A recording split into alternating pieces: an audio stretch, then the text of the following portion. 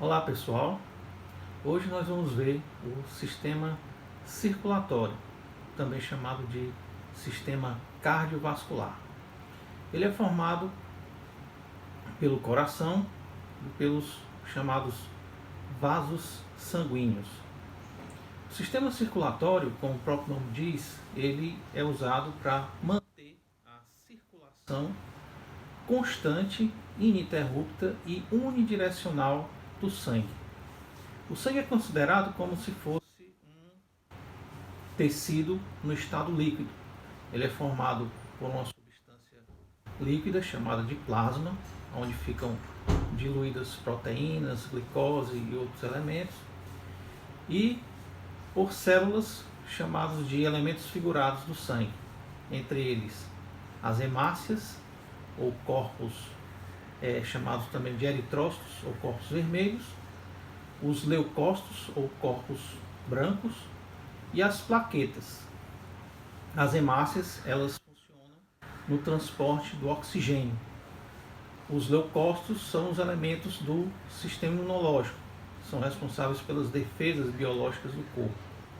E as plaquetas são os elementos de coagulação, são responsáveis pela coagulação sanguínea, que é um mecanismo através do qual você consegue obstruir os vasos sanguíneos quando eles se rompem, impedindo o extravasamento de sangue ou para as cavidades do corpo ou para o meio externo. O sangue, então, é um elemento vital para o funcionamento das células, porque ele leva o oxigênio, que é essencial para o metabolismo celular, e também os nutrientes, o oxigênio que é captado pela respiração, pelos órgãos do sistema respiratório, e os nutrientes que são captados pela digestão, através da digestão, pelos órgãos do sistema digestório.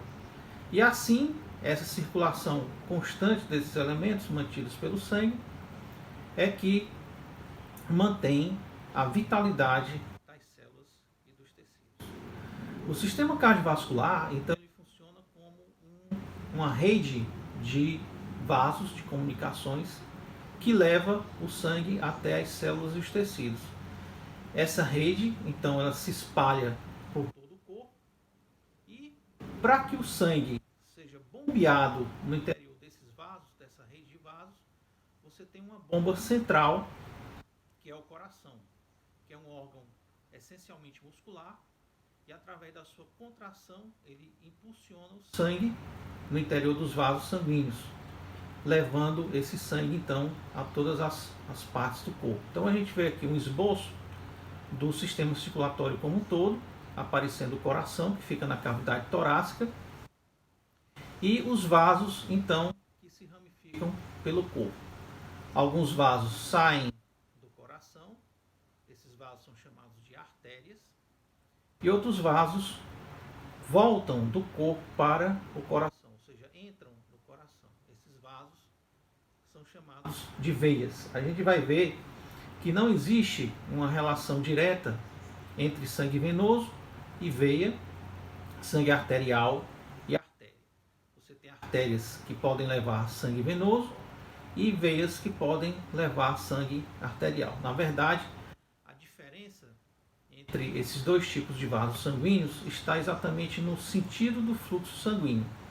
As artérias levam o sangue do coração para o corpo e as veias trazem o sangue do corpo para o coração. A diferença também entre sangue arterial e venoso está relacionada com a concentração de oxigênio. O sangue arterial é um sangue rico em oxigênio, é um sangue vermelho mais vivo e mais diluído, enquanto que o sangue venoso é um sangue pobre em oxigênio, se tornando uma substância com viscosidade maior e também com a coloração mais escura. O coração, então, é o órgão principal do sistema cardiovascular, porque ele é que mantém a circulação sanguínea de maneira ativa, através da contração da parte muscular, que é chamada de miocárdio. Os vasos são a parte passiva passiva, ou seja, eles não têm ação ativa na circulação, eles apenas servem para se ramificar pelo corpo e levar então o sangue nas as devidas direções. O coração ele fica localizado dentro da cavidade torácica, num espaço chamado de mediastino. A maior parte do espaço da cavidade torácica, da caixa torácica, que é envolvida pelas costelas, pelo osso externo anteriormente e pela coluna vertebral posteriormente. Esse espaço, na sua grande maioria, ele é ocupado pelos pulmões, que se colocam bilateralmente. E entre os pulmões fica um espaço chamado de mediastino, ou espaço mediastinal. Esse espaço é onde ficam localizados o coração, alguns vasos maiores que se comunicam com o coração, chamados de vasos da base do coração, além de outras estruturas que passam por essa região, como o esôfago, a traqueia, os brônquios, etc. Abaixo do coração fica um grande músculo que oclui a abertura inferior da cavidade torácica, que é chamado de músculo diafragma, que é um músculo importante nos movimentos respiratórios. O coração, se comparado se fizermos assim uma comparação grosseira, ele tem mais ou menos o tamanho e o formato de um punho, ou seja, de uma mão fechada.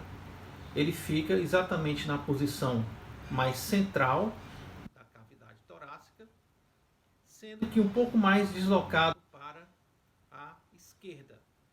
Ele fica numa posição onde a sua ponta, chamada de ápice, fica voltada para baixo e para frente, enquanto que a base, que é a parte mais achatada superior, fica voltada para cima e para trás. O ápice, que é a ponta, então ele fica mais ele fica voltado para a direita, aliás, fica voltado para a esquerda,